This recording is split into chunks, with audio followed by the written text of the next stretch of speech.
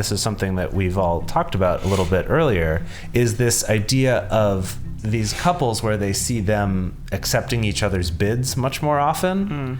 I think that part of that is because they're better at knowing when to make the bids. When to make the bid also. That's a really good point. So I think sex is a good example of that, where it's getting out of your own head of just like, I want this thing right now, I'm in the mood for this thing right now, to like combining that with what am I seeing, how my partner's feeling, how do I know from interacting with them before when they're more or less likely to be interested in this? Have they even told me specifically, like, I don't like doing that in the morning or something? Like, what can you take a little step? It goes back to the mindfulness thing, but can you take a little step outside of just your own thoughts and your own desires to go, is this something that I think they'd be receptive to right now? Yeah.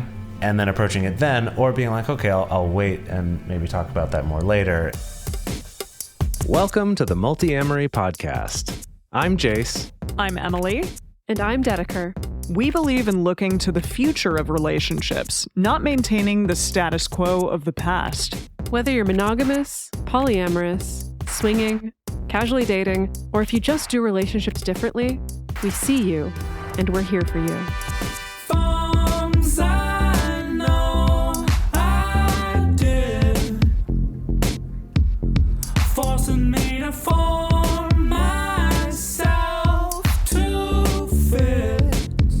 On this episode of the Multiamory podcast, we are stepping into a time machine, and we are bringing you back an episode from spring of 2018.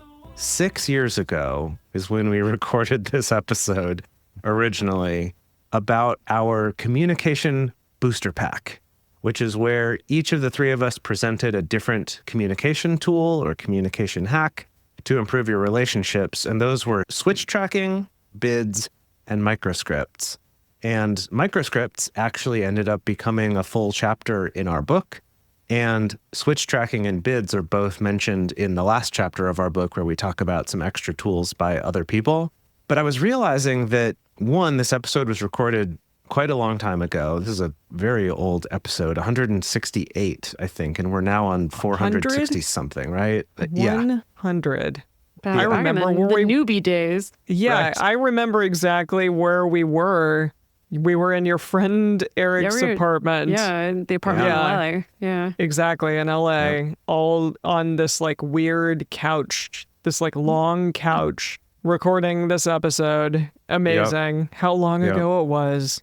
I know, truly. And so I was realizing that we reference switchtracking and bids quite a lot on this show. So you've probably heard us mention those, as well as microscripts, of course. And while microscripts you can learn about in our book, I realized that in our first kind of 9 toolkit episodes, we don't really have one there talking about microscripts. And we haven't done like a presentation of switchtracking and bids in their entirety in quite a while.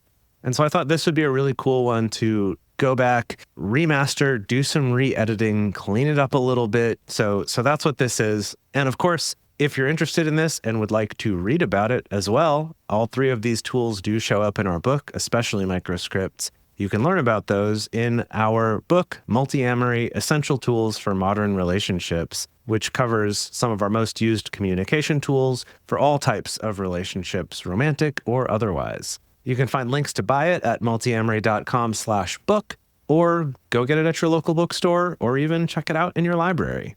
And of course, there are our first 9 episodes of the show where we cover some of our most widely used and shared communication tools, and maybe that will become the first 10 episodes if this one gets added into that. On this episode of the Multiamory podcast, we're opening our Communication Hacks Booster Pack. The 3 of us are going to walk through and walk each other through a communication tip that we recently discovered and thought was super awesome. Also, Dedeker is sick. I'm sick. And it sucks. I'm sorry. And we're about to go on tour, so get better now. I'm doing my best. I'm glad that I'm sick now rather than while we're on tour. Yeah, seriously. I'm going to try my best to not be too sniffly in your ears. Thank you. Dear listeners. I can't make any promises, though. I'm really sorry. I'm sure they appreciate it. Yeah, so the idea for this episode, there were a few different things that have come up that are like communication hacks or communication tools that weren't quite big enough to fill an entire episode. And so we said, hey, why don't we each take one of these and share them with each other for all of y'all? Yeah, because communication, as everybody who's polyamorous knows, is probably the number one thing that we say that you need. Yes. So communication. You also know that on this show we love hacking things. Yeah. We love shortcuts and we love tools and we love acronyms. We don't have any acronyms for this episode, No. but we do love that shit. We do love acronyms a lot, and alliterative names for things. That's true. Yeah. So who wants to start us off today? So I'm the first one. Josh, my partner, told me about an NPR podcast that he was listening to, which was The Hidden Brain. And on it, they talked about this amazing thing called switchtracking. And Jase came up with a bunch of different names for it. The thing that they do with railroads? Yeah, no, exactly. Is that track switching? That's track switching, right? Well, switchtracking. I thought that was train spotting. No, that's an Ewan McGregor I thought that was movie. cross-hatching. Yes, that's an Ewan McGregor movie. Moving on. Also Danny Boyle. But no, what it is that it's a thing in communication that kind of causes a breakdown in communication. So someone may give you feedback, and then your reaction to that feedback just completely changes the subject. So the conversation starts on one track, and then because of somebody's emotional reaction or some feedback, it changes to an entirely different track, and then people are essentially talking past each other at that point. I'm confused. You go ahead. Okay, is this something that people do intentionally, as in you bring up some kind of criticism about me and so I intentionally try to kind of fog the issue by bringing up something else, or is this an unintentional thing that people do? I would say usually it's a completely unintentional thing. Okay. But I mean, it's a thing that I think happens a lot in communication where you end up saying completely different things. It's as though you're talking to each other but at each other, and nobody's actually getting through anything that they're speaking about because you're both on completely different wavelengths. So I created So I just want to clarify. So this is different from just changing topics. Well, it is. This is something else. It is essentially changing topics, but also changing the subject in the middle of the argument that may be happening. But you may not think that that's what's occurring. You may think okay, I'm addressing an issue that I think needs to be resolved, and then your partner may be well, I have an issue that I think is related, and yet you two may be speaking about something completely different and then therefore talking past each other. So it's kind of you bring up an issue, and my response to that issue is to bring up a different issue that in my head I think is the same thing, but it's maybe not actually the same thing, and then we're both arguing actually for in circles, and maybe for entirely different issues, not realizing that we're doing that. I see. Yes. Yeah, can you give us an example of this? Well, I created an example for you, and you two are going to say the example. You made a script for us? Yes, I did, and I color-coded it. You wrote a script? I color-coded it and everything. Wow. I'm not good at just so everybody knows. So this is this the first Multiamory radio drama? Yes. And we need to get some Foley up in here. The two of you are going to be the radio dramatists. Wow.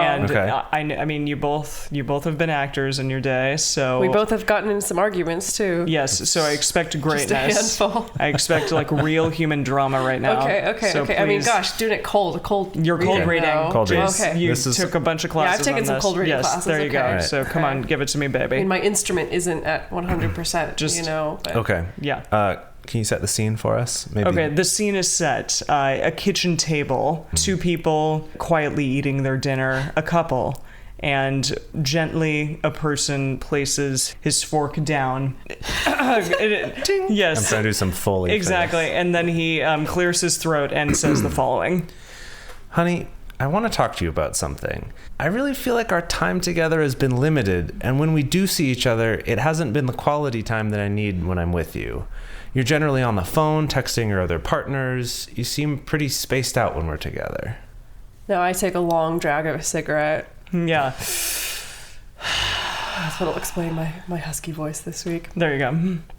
See, I don't understand why you aren't appreciative of the time that we spend together. You know, now that Anna and I broke up, I see you 3 times a week pretty regularly, and you aren't appreciative of the time that I spend with you or the things that I do for you during that time, and instead I feel like you're always focusing on the negative or what you're not getting. I really just think the time we're spending together hasn't felt that special or fulfilling, and I think that we need to focus on that right now. I know, and I'm saying that if I'm with you and I'm around you, then that should be appreciated. You're always nitpicking me with all the ways that I'm failing you instead of focusing on the positive, and I never feel like anything that I do is right in your eyes. I just want to feel like we're getting the best possible time together that we can. I know, and I want to feel like you appreciate the time that I do spend with you and what I do for you.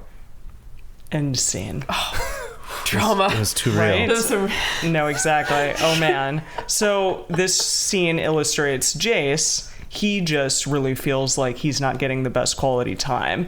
And again, when we've talked about things like what our love language is, maybe Jase's is quality time. So Jase's complaint is, in this situation, is like, the time that we spend together Has is not felt- quality time. Exactly. Like, you're checked out Yes. during that time, and I want you to, you know, be present. Yeah. Right. And Essentially, then okay. Dedeker is saying like, oh my God, you're always nitpicking me. Right. You're not appreciative of the time that I am giving you and all the things that I Right. feel like I am doing for you. Yeah. And And so like, I'm in moving my schedule around, I'm prioritizing time together, Exactly. but like, you're nitpicking me about being on the phone. Okay. So what I think is interesting about this is from the point of view of my character here. From my point of view, the conversation is about our quality time and how I don't think we're spending it. And so to me, it just sounds like she's avoiding the issue, Yes. or she's getting defensive, or she doesn't want to admit to it because she must know that she's wrong or Totally. something. Like, that's how it feels from my point of view, because I think the conversation is about our quality time that we're spending together and how it hasn't been as quality as I'd like. Exactly. But then from your point of view in that story, Like, for me, it's about like you always criticizing me or you not appreciating me. Yeah. I see. And so it's like the fact that like I hear your criticism and my response to it is to bring up a new issue, not like intentionally being like I'm going to try to throw him off the trail, just Yeah. being Right. like this feels relevant to this, but actually it's an entirely different issue. Yes. Instead of staying with his issue and trying to address that specifically, you're saying like, well, you always do this to me and you're always, you know, nitpicking me or not being kind to me or being I feel like aggressive in I've this way. done this a billion times. Sure. I mean, I And I had this done to certainly me have. a billion times also in arguments. Yes. In relationships. I absolutely feel like I have as well. well, I think what's interesting about it is that, unlike when I was asking before, is it like changing the subject? Kind of, but it's that the two people are both talking about a different thing back and forth to each other. So it's Exactly. not like, And, like, someone nothing brings ever up gets something resolved. else and now we're talking about that. No. It's like we're just, like you said, talking past each other. Yes. So like one person stays on one track the entire argument and the other person stays on the other track and never the two shall meet. I Right. see. And so That's the both issue. feel like the other's just not admitting or like not really like being there and having the conversation. Yeah. Because in the other person's mind, we're talking about something different. Exactly. Yeah. I feel like So- I've definitely seen this a lot. Yeah, and a lot of times, like, neither person is willing to give way or really even address the fact that, like, hey, we're talking about two different things here. And honestly, they may not even see that in the moment. And something that the podcast talked about is the idea of, like, hierarchy in a situation such as, like, a boss and a subordinate relationship. The thing is, like, a person who's the boss can talk about, like, you're doing this wrong and this wrong and this wrong. And then the subordinate, even though they're sitting there being silent, they can be switch tracking in their mind and saying like, well, you the boss, like everybody actually hates you and you're a micromanager and blah blah blah.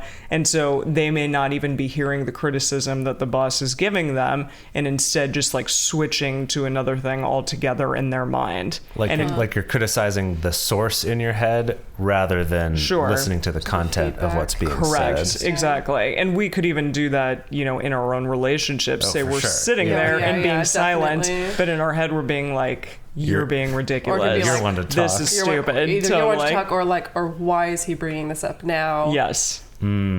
Exactly. Yeah, like what's the motive behind this? Right, Yeah. What's the motive? What is he Yeah. really trying to say? Or Oh, Yeah. wow. Yeah. Totally. And something that they also talked about is that it's often way easier to hear a criticism or to even hear like a suggestion from somebody who's not actually really involved with you, like someone who's not even your best friend, just some stranger, or especially someone who's not like a loved one. They gave an example that some stranger told a man at his work, like, hey, maybe you should think about doing this. And he came home and told his wife, and his wife was like, I've been telling you to do that thing for 10 years.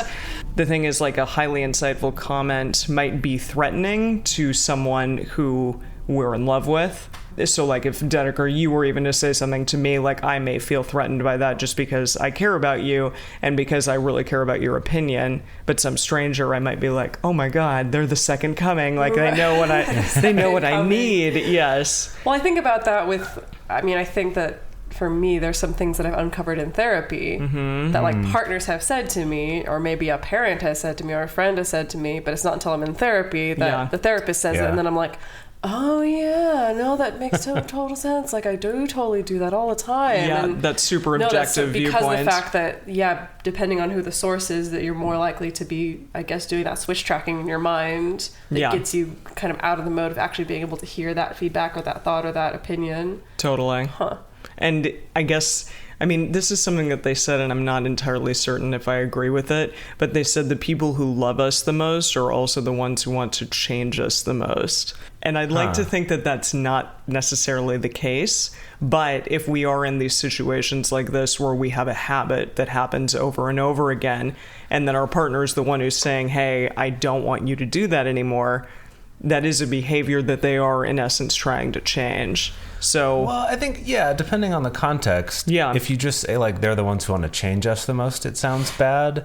But if you did think about it, like, Emily, I keep seeing you do this thing that makes you unhappy, and I want you to change more than a stranger does because I care, because I'm invested. So it's not like I want you to change who you are as a person, but more like I want you to change for the best for yourself. No, I agree. So that's not necessarily a bad thing. Context, Yeah, exactly. But it's something to be aware of within the connotation and the context of the questions we have. Yeah. Like, when you're in a relationship, when you're with someone that you love, that's the person you're going to be most likely asking to change something, even if it's not changing who you are. But if it's like, this behavior that you do really upsets me, or this way that you communicate really doesn't work for me, and so can you change that? Can you try this? Can you do this differently? Yeah. And that's when we get into, like, feedback, maybe critical feedback, and that's when we get into, like, the switch tracking loop, I suppose. Totally. Makes sense. Yeah. So is there any way to avoid this? Because I'm trying to think about it and I just, like, can't even...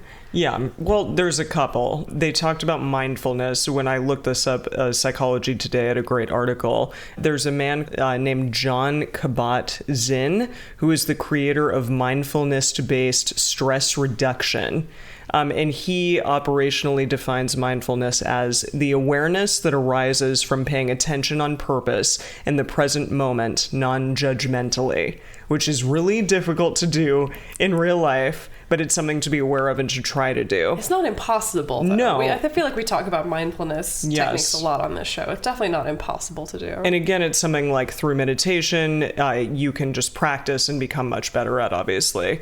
But in addition, it doesn't, like, avoid emotions, but it just, like, holds them in attentiveness. So you can recognize your own emotion, but then not necessarily need to act upon it at all times. It also talked about bias recognition, and because we have talked about cognitive biases on this show, right, and just to be aware of them within this, and to also know that, like, your partner may have a cognitive bias as well, and that might be affecting the things that they're saying to you, and that might also be affecting the things that you're receiving or what you're saying to them. It feels like this could be one of those things that even just knowing that this thing exists, mixed with a little bit of mindfulness and awareness, might be enough to, when you're in that conversation and you're frustrated with, like, why are they, like, not acknowledging what I'm saying to them, especially if you've been able to talk to them, talk about this with them before. I could see it being like, hey, I think we're doing that switch tracking thing. Let's talk about both. What's the thing you want to talk about? Cool, let's write that down and we'll get to that, but can we first talk about this other thing? Or vice versa, right? Yeah, if you can kind of compartmentalize each different thing that you're speaking about and talk about it in a logical manner, then I think that would be best. Well, one time, Jase and I, we did, like, kind of a mini emergency radar around, like, one particularly very emotionally charged issue that ended up being a number of smaller issues that I think we found that we had to be like, okay, let's actually have like a mini radar. Let's make a little mini agenda of like all the different pieces of this and then just kind of tackle them one by one. That's great. And then do the normal steps of like, action points and then appreciation at the end and things like that. Yeah. And I also think what we've done with radar in, again, like compartmentalizing like sex, health, just anything like family, all of those things, that kind of also makes, obviously there can be like mini arguments within each of them, but I think that leaves space for those specific things to talk about them in kind of a safe environment. Right, so that it's not like, well, I feel frustrated that you keep turning me down for sex. Well, Exactly. like, you never do the dishes. Yeah, it's like, okay, is this really about this? Yeah. But I think I see that a lot, and I've definitely personally experienced this a lot when you have arguments where, like, the past keeps coming into play as well. That feels like a huge example of switch tracking where everything's attached to everything else in the past, and so that's why it can come up, you know, and be really hard to stay focused on like what the actual issue is in the present moment. Yeah, totally.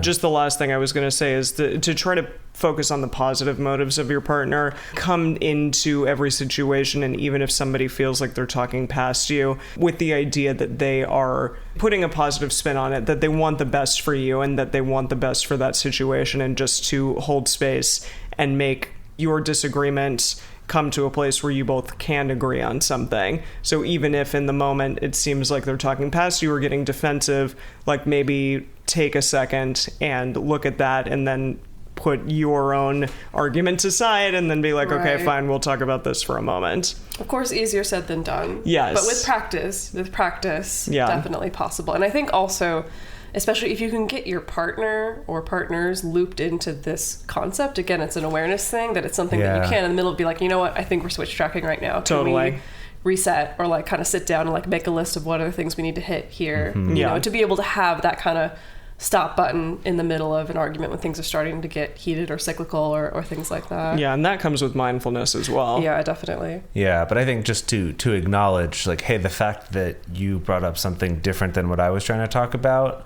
means that's probably worth talking about too. That it's not just like, hey, stop that. Not just stop that. And we're not allowed to talk about that right exactly. now. Yeah, that's cool though. I think that's definitely a useful one. Yeah, I'm going to be on the lookout for this one. I know, right? Cross-hatching. I mean, switch tracking. Cross-hatching. I mean, train spotting. What did I call it? Like switchbacking? Yeah, like nickelbacking? It's none of a, yes, and then we said nickelback, and then we talked about Christian magazines. Christian magazines. It was a long tangent. That was a wild ride. Anyway, speaking of tangents, let's go on a quick tangent to talk about the best ways that people can support our show.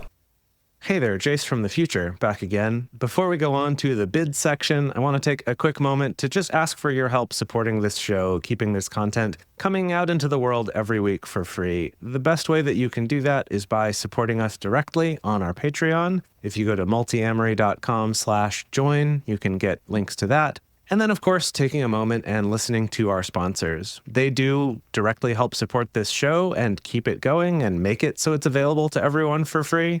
So if you please take a moment, check them out if they're interesting, use our links, use our promo codes, and that will help them know that it's worth advertising on our show and they'll keep doing it.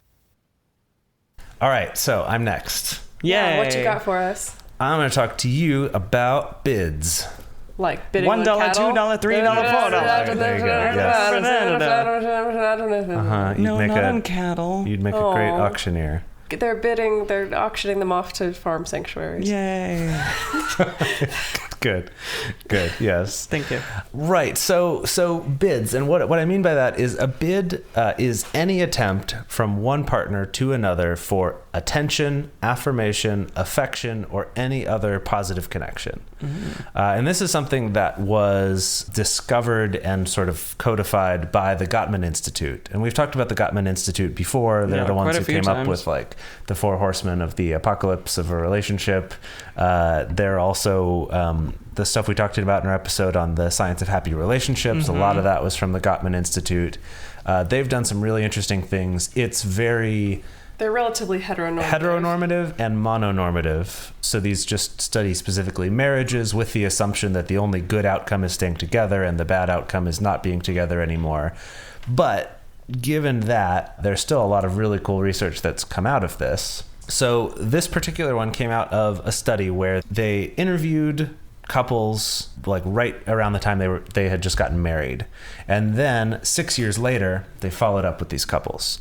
And what they found is that the couples who stayed married after those 6 years, or, were still married after 6 years, they reacted positively to each other's bids around 86% of the time. Oh.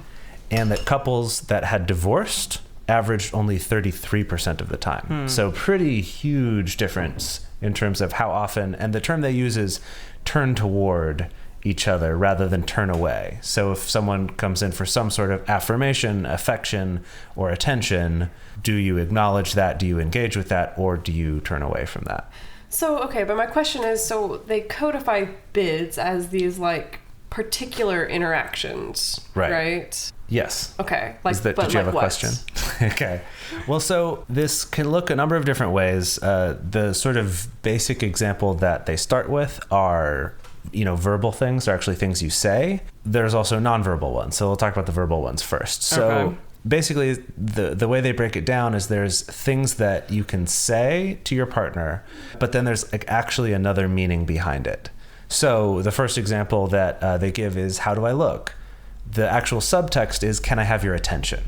It's not that I want an answer to a question, but I want you to pay attention to me for a moment to get your like it's just something. like, look at me. Not like, tell me I look great. Just like, right. love I mean, me. that would probably be good too. Yeah. But it's right. The subtext there is, I want your attention. Or let's put the kids to bed. The subtext there is like, help me put the kids to bed, right? It's like, I want your help with something. This one's a little interesting, is starting off with something like, I talked to my sister today, or I talked to my mom today. The subtext there is, I want to have a conversation with you about that. Like, will you talk to me? Right. Like, will you chat with me about this? It, yeah. Because otherwise it's just sort of like, cool. Right, and that's the difference, right? It was between great.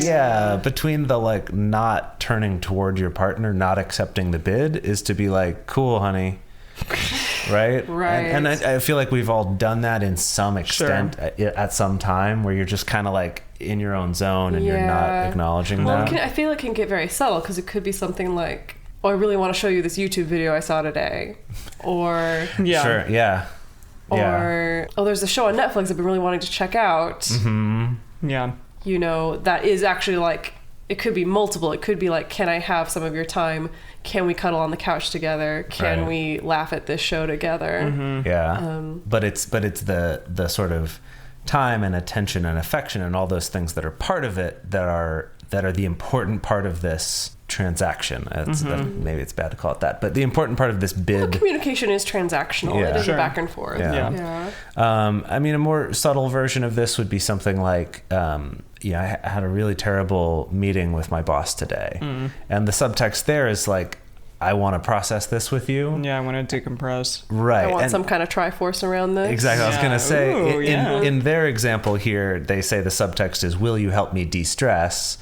And I'm like, well, knowing the Triforce a little better, yes, maybe, but let's be clearer about how they want you to help them do that. Right. But in either case, it's acknowledging that and going for that. And I think something that we were talking about too is like, how can you do this in a way, even if you can't say yes to that bid right then? Right? So say you're right in the middle of something, and it's like, oh my gosh, have I shown you this YouTube video, or did you see this meme? It's sort of that question of like, whenever possible, can you say yes to that? Can you be like, okay, sure, like I'll take a moment to look at that? Or if you can't, at least do what you can to sort of turn toward that bid and acknowledge it and be like, oh, that sounds amazing. Can I watch it in 20 minutes once I'm done with this? Right? Yeah. The difference between that and like, honey, stop bugging me, I'm busy. Right? That's very big. Pretty huge. Yeah. And then, I have to say, like, as soon as I learned about this whole bids thing, it really changed the way that I looked at these kind of interactions with my partners. Like, I saw them as much more significant than I ever did before. Yeah. And realizing, like, when I say to someone, like, no, I'm not interested in that, or like, no, that's not my type of show, I'm never going to watch that, or whatever, like, actually realizing the impact of that. Yeah, because it's not necessarily about the thing. Right, exactly. Of it not being about the thing, of it being about... care about me in this moment. About turning toward my partner instead of away. Yeah. And... so again, it doesn't mean that, like, I have to watch every single Netflix show that my partner recommends. But Yes, you do. It is about finding a way that's not just a shutdown. Well, and with bigger things too, like sex, for instance. Right. I mean, that can kind of be like a cumulative effect if you constantly say no, no, no, no, no. Yes. Yeah. Potentially. So that's the other thing I wanted to get to. Sure. Is here's the other side of it, is being a better bid giver, bid offerer. Sure. How to bid better. Just a better bidder. Right, because like with things like sex or any of these examples, something that seems very small and simple, like, how do I look? I just want your attention. I want you to acknowledge me for a moment. Seems pretty reasonable that you could take a moment to say yes to that and give that. However, with something like sex or doing a specific chore at a certain time or going out to do something, that can be a little harder because maybe you don't have time, maybe you just really don't want to. Yeah. That it can become a little bit trickier. And so what I think they don't address as much in this, but I think is incredibly important, and this is something that we've all talked about a little bit earlier, is this idea of these couples where they see them accepting each other's bids much more often. I think that part of that is because they're better at knowing when to make the bids. When to make the bid also. That's a really good point. So I think sex is a good example of that, where it's getting out of your own head of just like, I want this thing right now, I'm in the mood for this thing right now, to like combining that with what am I seeing, how my partner's feeling, how do I know from interacting with them before when they're more or less likely to be interested in this. Have they even told me specifically, like, I don't like doing that in the morning or something? Like, what can you take a little step? It goes back to the mindfulness thing, but can you take a little step outside of just your own thoughts and your own desires to go, is this something that I think they'd be receptive to right now? Yeah. And then approaching it then, or being like, okay, I'll wait and maybe talk about that more later. And obviously this is something like with sex, hopefully you're having those conversations in your relationship radars and, can get better with that. Right. But I think that's a good example. But we had a big discussion about this before this episode about like, how do you say no to a bid still in a way that's turning toward your partner? Mm-hmm. Right. And I think for me, when it comes to something like sex, like if a partner, if I have a partner who like pitches sex or like we don't know what it is. Is it offering a bid? Is it giving a bid? We should have figured out the terminology. Place a bid. Yeah, I like that. Bid on sex. I'll wager $5. And like, if I don't want to have sex at that moment, of finding out what's the way to make sure that the message is still, I think you're sexy, I do enjoy having sex with you. Yeah. Mm-hmm. Just not right now. Well, there's a big difference between just outright saying like no and or saying I am interested in something with you, maybe not necessarily that, but let's perhaps have an intimate moment, whether that just be being affectionate to one another, like words of affirmation, or laying in bed naked together and being kissy-kissy. Right. So it's kind of like, because I know I've definitely, as far as the sex one goes, I've definitely been really bad at rejecting the bid of like being really rude or being really impatient or just like even like pushing their hands off my body and just being like, ugh, like definitely like more destructive rejecting of bids versus being able to be like, oh, I do really like when you touch me that way, but like can we do something different? Yeah. Or I'm not feeling great, could we do this at such and such time instead? Or things like that. No, I think that example you gave is really interesting, because I've definitely had times where I'm like working on something and a partner would, come up behind me and, put their hands on my shoulder or maybe like kiss my ear or something. And when I'm really focused on something, to me, that's like God, like get off of me. Stop touching me, because it's like distracting. Because you're in the zone. Yeah, because I'm in the zone. And I did have a realization with that one a few years ago where I noticed that I was doing that and being like, why am I reacting this way to something that normally I would like? Totally. And getting to that place of being able to combine like taking myself out of where I'm focused for a moment just long enough to kind of appreciate that and be like, hey, and give a little bit of that affection back and be like, I'm really focused on this though right now, so like please let me stick to this, and we're gonna have dinner in like an hour, let's talk then and like see how we feel afterward, rather than being like, well, okay, do you want to make out for a little bit instead right now? Like that just doesn't seem reasonable to me as an alternative. On the context. Yeah, right. But that's the example that comes up that I know has happened in my life. I see. And so your example of like just like pushing them away versus like, oh, that's really sweet, I like that, but I'm working on something else right now. I mean that's hugely different. Yeah, and again, having mindfulness over the situation on both ends, I think is really important.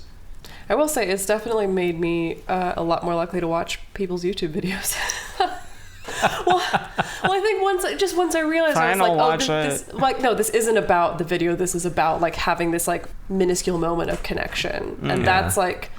That's whatever, even if I'm not watch all the YouTube videos I send you, like all the figure skating videos. Exactly. Even if I'm like not interested in the subject, or maybe this isn't my favorite thing to watch or whatever, like it's more valuable to be like, okay, I chose to connect with you for this 2 minutes of this video, rather than like I'm really not that busy of a person that I can't take 2 minutes just to like have this micro moment of connection with you. You know, that's interesting though, because I was trying to come up with an example of a different sort of situation that's not sex, that involves turning down a bid, and how you can do that while still, giving that interaction and making it a positive one. And I think that YouTube one is a good one because Emily sends us a lot of figure skating YouTube videos.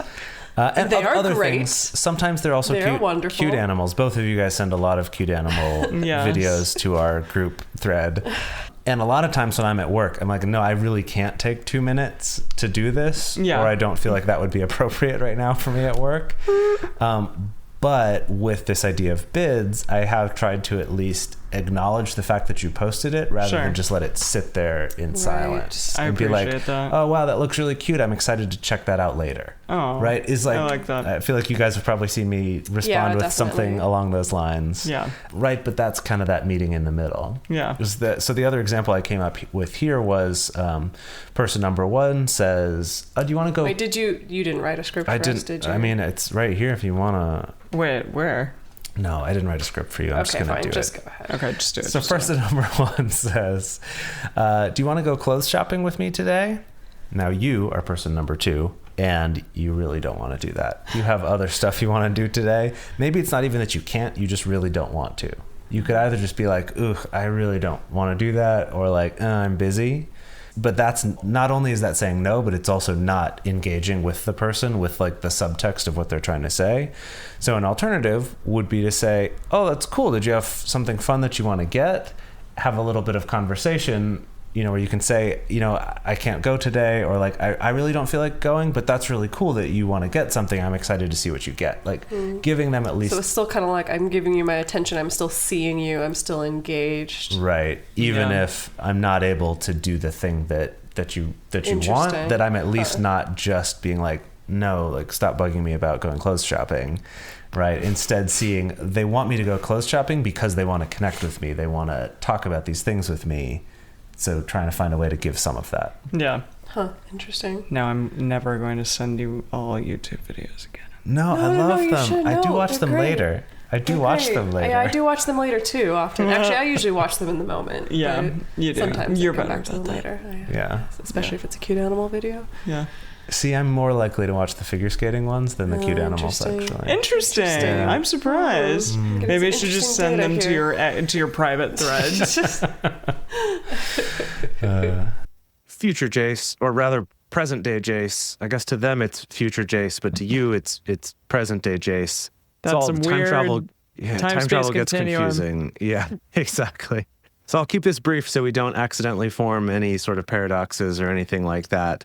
And this is just another moment to step in and say how much we love our patrons.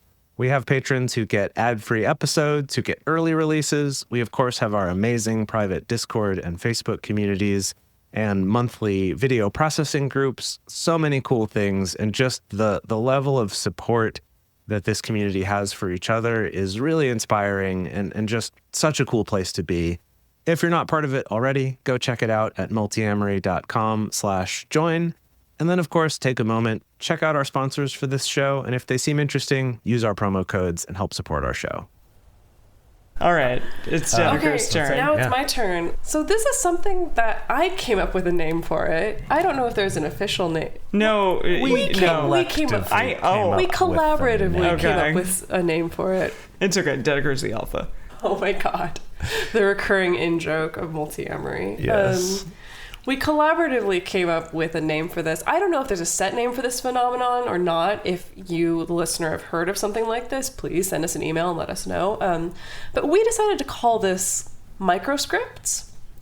And so this kind of goes in line with some of the other communication hacks that we've come up with previously, like radar, like the Triforce of communication, like movies, which, by the way, if you haven't listened to those episodes, go back and listen to them so you can understand all of our references that we make, and it'll change your life, I promise. Yeah. So I definitely have a huge thing about ritual, and I don't mean like pagan rituals, though those are fine, but like I have a thing about incorporating ritual into communication, which is kind of like the hacks or like the tools that we develop, which is kind of finding a codified way to communicate that can transcend your absurd emotions, essentially. I mean, that's why we came up with radar and with the Triforce and all these things is the idea that we know that communication can get messy. When emotions get involved, it can get even messier. And so figuring out a formula, something that you and your partner can follow together to find a way... To make you a Vulcan. To make you a Vulcan, which is always my ultimate goal for everyone on this planet. Oh my God, stop. No, but seriously though, it's like something to lean on when things get difficult. Something to lean on when things are starting to get heated or difficult or things like that. Right. So this microscript thing, and I think the Triforce kind of counts as this as well, is that it's kind of like this, almost like a code phrase. 1, 2, 3. Exactly. It's a code phrase, essentially, that sums up a lot of meaning in a very short phrase. So I think microscripts are very helpful if you are finding that you and your partner get into a lot of like repetitive communication breakdowns, kind of like the switch tracking thing.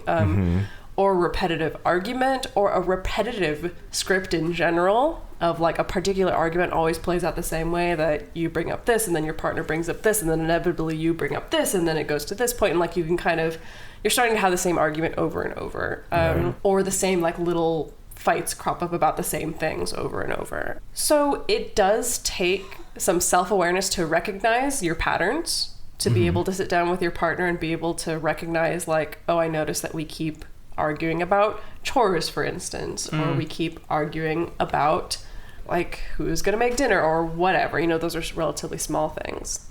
And it does take the willingness to actually sit down and figure those things out. A radar or some kind of regularly established check-in is great for this, of being able to sit down and actually take inventory of like, these are the things that we fought about in the past month, or this is something that keeps coming up in our conversations, and how can we resolve this?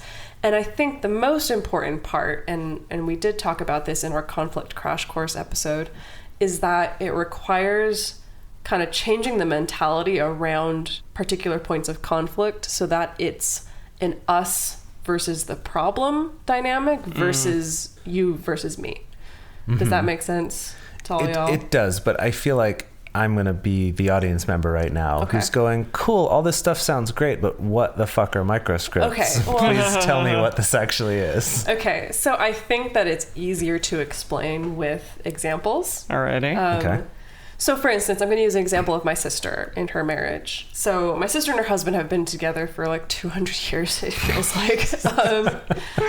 They have some chill-ins. I have to say they actually are honestly one of the few examples in my personal life of people who've been married for a long time that I actually really admire. Oh, lovely. And I mean, I've seen them through thick and thin, through arguments and times when things feel good, and I actually really admire them. So what she shared with me is they were finding that they kept getting into a lot of like fights about nothing, just because they were like crabbing at each other. Okay. An example would be like, maybe she'd be like, hey, can you go outside and bring the trash cans back in? And he'd get it from the couch and be like, ugh, like, fine, you know. And then she would see his negative reaction and be like, well, why are you all cranky? And then he'd be like, well, I'm not cranky, I just don't want to do this. And, you know, and then it gets into like this back and forth of them just like crabbing at each other because they're both like tired and cranky, you know, and like it turns into a fight about nothing, like totally not a necessary fight, not a fight that's having productive communication, just them crabbing at each other. Yeah. And I've definitely experienced that many times in my relationship also. And so they sat down, they realized this was a problem, they realized it was a pattern, and they decided, like, okay, we got to figure out a way to have a different script essentially for this fight or this argument. And Right. so what they do now is they kind of decided if one of them asks the other for a favor, which is a bid to a certain Right. extent, Oh, yeah. one of them There's a bids asking similarity. for help, then the other person, even if they're like in the middle of something, or even if they're annoyed, even if they don't want to go out and get the trash cans, like instead of it being this like, ugh, okay, fine, that the other one just says, ready, and then goes and does the thing, you know? So the way this looks in their house is that my sister will be like, oh, hey, can you help me with something really quick? And he'll just be like, ready, you know? And that's it. And then she'll be like, oh, well, you go do this thing. And they'll be like, okay. That's And great. that's it. And then Yeah. for some reason in their household, their children are in Spanish immersion school, so it got changed to saying listo instead. So now it's listo. So now it's just listo. And I know Jason and I have tried to incorporate this a little bit, but it's the Yeah. kind of thing where it's like you showing up with like your sighing and like your crappy energy just really doesn't help. And so Yeah. it just gives you a script to follow. And it's an interesting one too, because I could see the criticism being like, well, come on, like how fake can you be? And it's like, well, yeah. Fake it till you make it. But you both acknowledge that it's fake. And I think Right. that's the thing. It's not like, you know, some script where you're trying to fool the other person that you are excited to Exactly. take Yeah, the you're trash not in. trying to like put on an Oscar-winning performance that you are super excited to do this task. But by doing the microscript, you're acknowledging like, yes, I'm ready to help you. Like we both know I probably don't want to do this thing, but I'm going to, God damn it. But I'm going to, and I know it's not your fault that we have to take the trash in. Exactly. It's not Or your fault that we have to vacuum adults. or whatever, Yeah. right? Totally. So what's another one? Yeah, so one that Jase and I came up with, this is like a little bit different, is, and I think this came up actually in a radar, was when we came up with the solution with this particular microscript, is that we found like one of us would compliment the other. So like maybe I'd say to Jase like, oh, like, now I can't think of a compliment. God damn it. I'll be You like, have very nice your hair, teeth. like the haircut you got looks really good. Like, you look really handsome today. And Jace's response would be like, no, I'm not. No, I'm not handsome. Or honestly, I was guilty of the same thing where like Jase would be like, oh, like you look really nice today, and be like, oh, like I don't feel nice. Oh, I don't feel sexy. Oh, I don't feel attractive. Like, you know, and then sometimes that it makes would the end other person be like, okay. Right, yeah, sometimes it would end there. Sometimes it would end in this back and forth of like one person being like, oh, no, I'm not attracted, and the other person like, no, you are, and the other person be like, no, I'm not. And then like that's just like not a fun conversation to be in, really. Right. And so we made up a microscript to follow of like, if one of us gives a compliment and the other person's not feeling it, not feeling like they can take the compliment, instead of being like, no, I'm not, they just say, why, thank you. That's good. And that's it. And sometimes it's like, no, I mean, why, thank you. Yeah. But at least, right, it's like we said, it's not like you're trying to fool anyone, but you're Yeah. acknowledging, right, I should accept this compliment rather than just try to tell you why you're wrong. Right, Totally. Right. You can kind of think of these also as like code words. I really love encouraging my clients to like come up with some kind of ritual and attach it to a code word, which is very much like the Triforce, where it's like Triforce number 2. Oh, okay, I know what that code word means. I know it means that you need like a hug and support and encouragement and things like that. Yeah. I was just going to say that even something like cross-hatching, switchbacking. Switch tracking. Switch tracking. Day to day. Switch tracking. Yeah.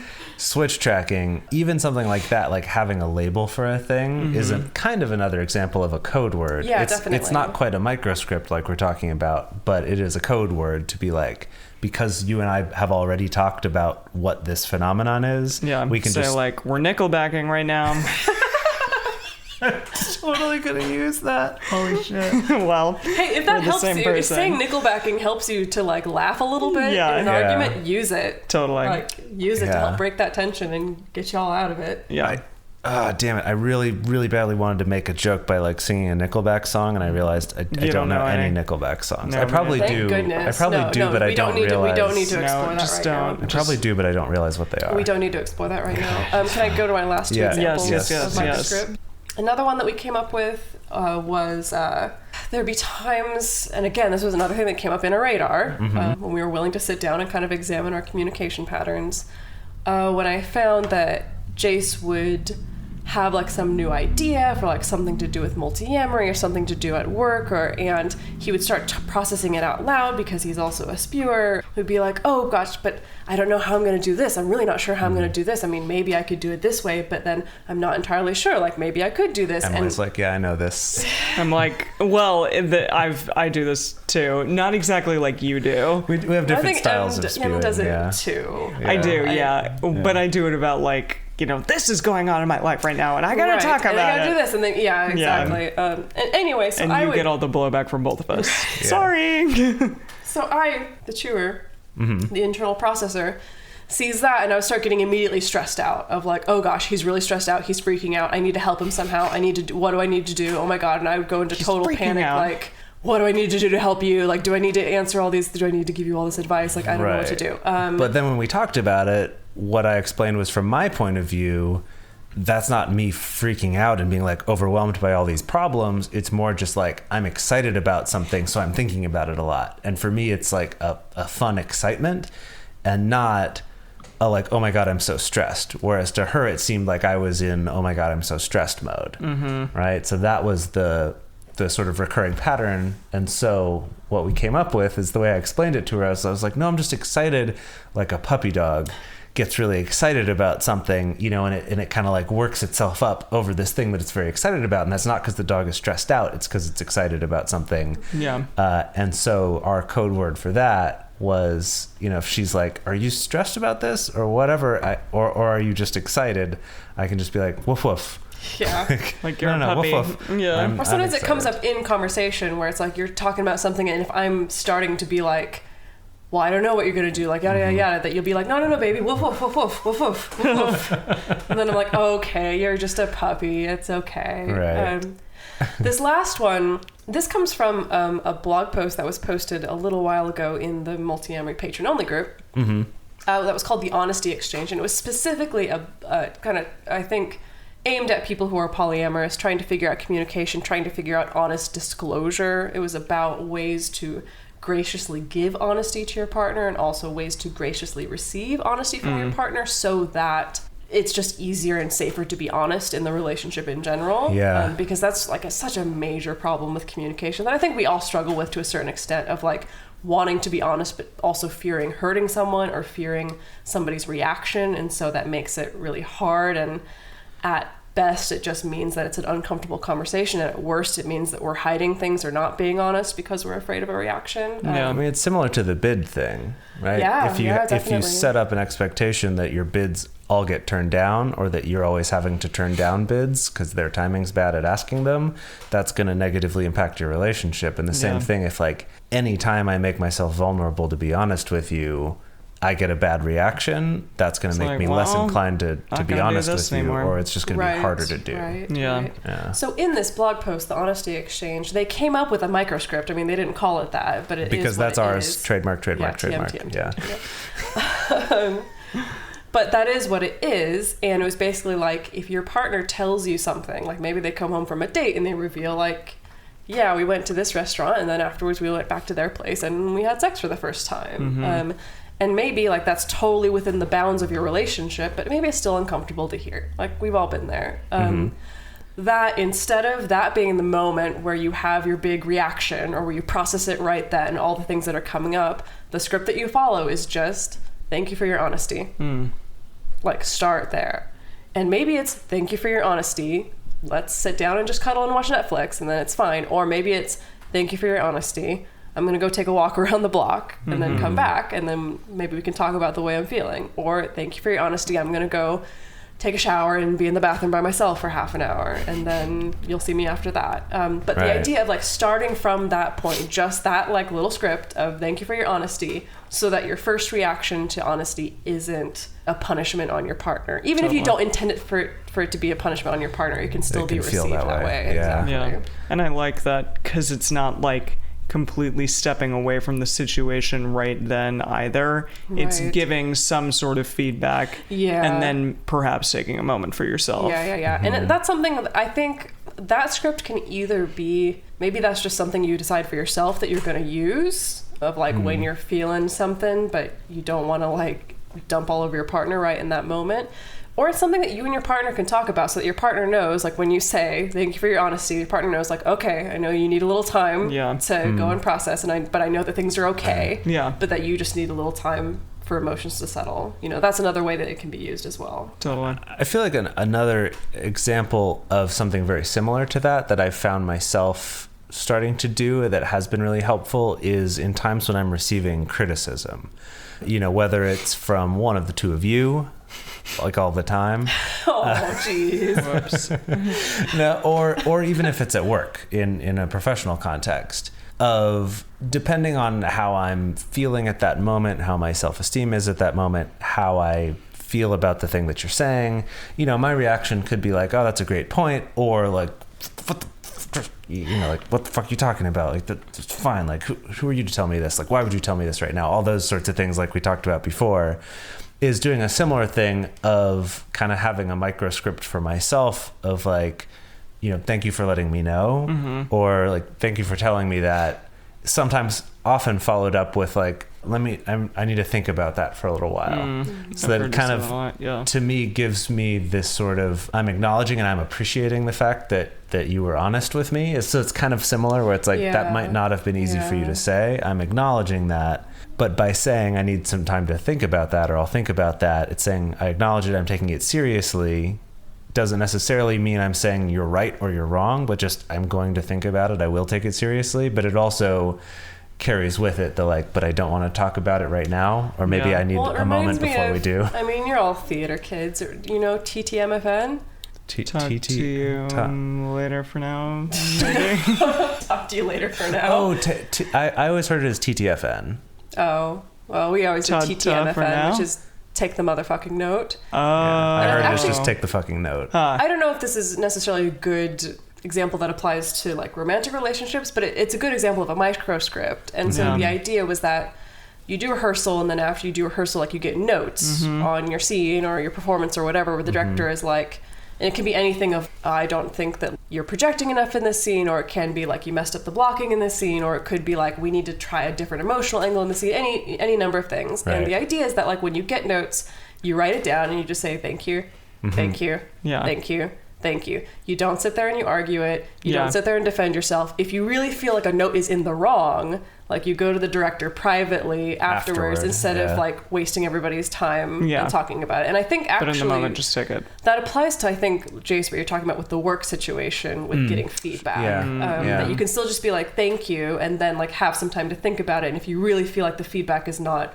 warranted or there's nothing you can get from it, then you can bring it up later, or have that conversation in a different space. Instead of getting like defensive in that moment.